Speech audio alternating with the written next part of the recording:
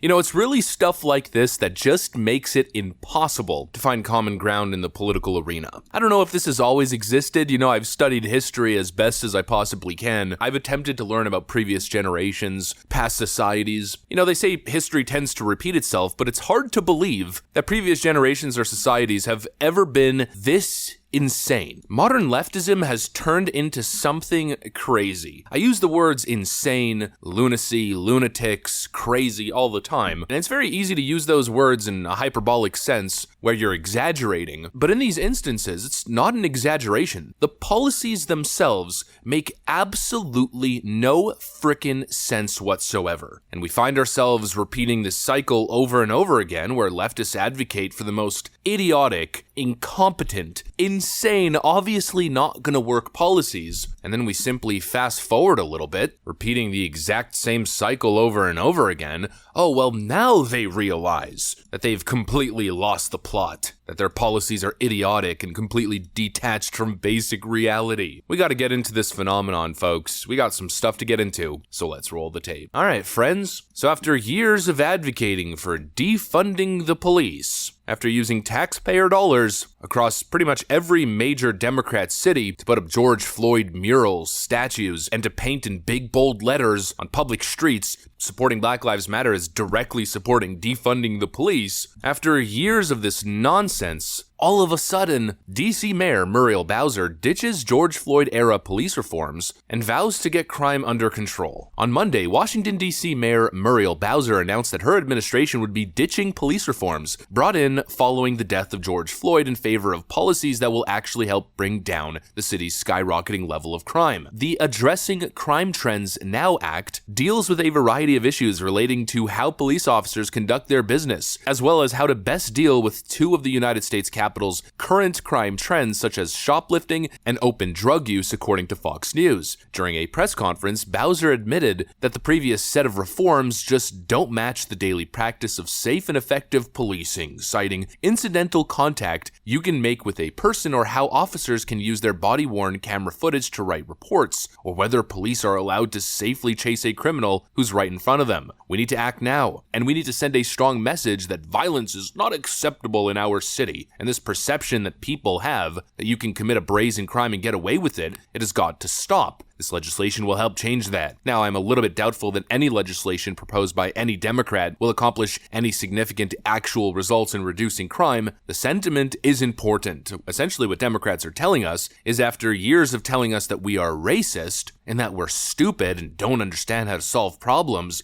and that they know everything and that actually we should be sending social workers to crime scenes rather than police officers, that we should make it illegal for police officers to chase criminals on the street. After years of telling us that they know everything and we're just a bunch of racist, bigot, ignorant morons, all of a sudden they are now telling us that we were right the whole time. I mean, yeah, no S Sherlock, especially on the issue of homelessness and open drug use. Democrats have told us that actually what we should be doing is just pretending as if it doesn't exist. Just be compassionate, be open-minded. There's a crackhead smoking his crack pipe on the street in front of your children, committing lewd acts in public, going on an absolute schizophrenic meltdown. Yeah, that's just part of living in a democracy. All this non-stop, dumb, naive crap that they've peddled for years. Yeah, who would have seen this one coming? That it would backfire spectacularly, that it's not normal, that it's not acceptable in a civilized society where, I don't know, people expect a basic level of policing, security, and the ability to travel or walk down the streets without being accosted by random criminals or random hobos. Who would have seen this one coming? Well, literally anybody with a basic ability to critical think, with a basic level of common sense. Yeah, it's stupid. You know, I know there's anarchists out there. There's anarchists on both sides, conservative and left wing. There's anarcho-communists and then there's anarcho-libertarians, but we're talking about a pretty fringe minority there. I think most people have accepted the fact that government, to a certain extent, should have limited involvement in our everyday affairs. One of those involvements is policing. We pay taxes so we can live in a society where criminals aren't running rampant. I think that's a base almost universally accepted standard or stance. In other words, people want police officers. They want police to be able to police and do their job. Do we agree that sometimes there's going to be problems? Sometimes there's going to be an abuse of authority or abuse of power. Sometimes police officers are going to be corrupt. Absolutely. But the response shouldn't be to shut down the whole thing. The response shouldn't be to put all the power into criminals' hands. Like I always say, tax-paying, law-abiding citizens always come first. And so it brings me back to the initial point in the intro. Has this level of sheer insanity ever existed? Defunding the police, decriminalizing crime in some instances. We've seen it in many Democrat cities. I mean, Alvin Bragg essentially decriminalized even some violent offenses and armed robbery. We're entering a new level of crazy. Leftist ideology has become so ignorant, so naive, so extreme, so unrealistic, and I guess you could argue utopic, that it's become impossible to side with them, and honestly, it's pretty hard to engage with people who promote these ridiculous ideas, who have bought into the ideology so deeply. You know, they've been living in this naive lie for so long that at this point they've convinced themselves that what they're doing is normal and acceptable. Well, of course, until the going gets a little tough. Once reality sets in, they have no choice but to backpedal. But anyways, speaking of insane, there's one more story that I wanted to cover, this one out of Oregon. Another liberal utopia. Here's some more leftist insanity. Oregon again says students don't need to prove mastery of reading, writing, or math to graduate, citing harm to students of color. So policing black neighborhoods so that there's less crime in black neighborhoods, so that black neighborhoods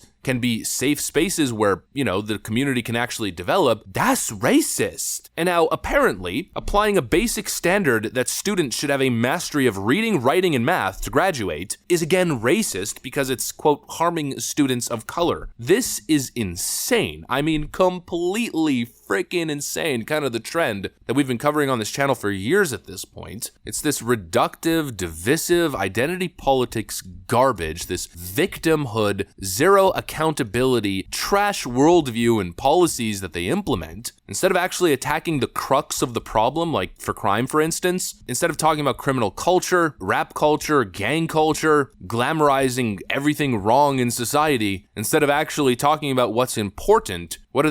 They demonize police officers. And in this case, instead of finding solutions, instead of again attacking the crux of the problem, which is, I don't know, the Democrat failing education system, horrible public schools, and deteriorating neighborhoods, instead of addressing the crux of the issue, no, blame the tests. The problems are the tests. Let's just keep moving these kids on through the conveyor belt, even though they don't have a basic grasp of communication and basic math. No, tests are racist. Standards are racist. And let's just, I don't know, affirmative action the whole system and send them all to university with crippling student debt even though they can't read. How incredibly idiotic. And again, it comes right back down to the naive leftist worldview that I simply cannot and will never associate myself with. A lack of standards, a lack of responsibility, individual responsibility especially, because at the end of the day, I mean, that's what standards are about. It's always a band-aid fix. It's always just this stupid, naive reaction. It's the same issue that I have with abortion. You know, when we were discussing the whole Roe v. Wade thing back in 2022, I was constantly making this same point. It's again lack of accountability and lack of responsibility. You don't have to be responsible. The government is going to step in. What message does that send to young people? Now we're telling them that not only do you have to not be responsible in your interpersonal relationships, we're not going to teach kids traditional values. We're not going to teach kids to be responsible in terms of safe sex and reproduction. No, we're going to bail them out at the end. And no, we're not going to teach them math and writing and reading. We're not going to expect them to have to meet basic standards in education. No, we're just going to remove the standards entirely because those standards are racist. It's idiotic. It makes no sense. It hurts us as a society. You think China is doing stuff like this? Obviously not. We are going to get outpaced. Our foreign competition is laughing at us. If this continues, they're going to start running laps around us because obviously this is idiotic. You wouldn't apply the same standard to your family. You wouldn't accept that standard with your child now, would you? The question is, why would you accept it with society's children or children at large? Obviously you shouldn't. Obviously it's trash. It's more lunatic nonsense coming out of the woke progressive left. Anyways, that's pretty much what I got for you guys on this video. Hopefully you enjoyed it. If you did, make sure to leave a like and possibly subscribe. Thanks for watching, and I'll see you on the next one.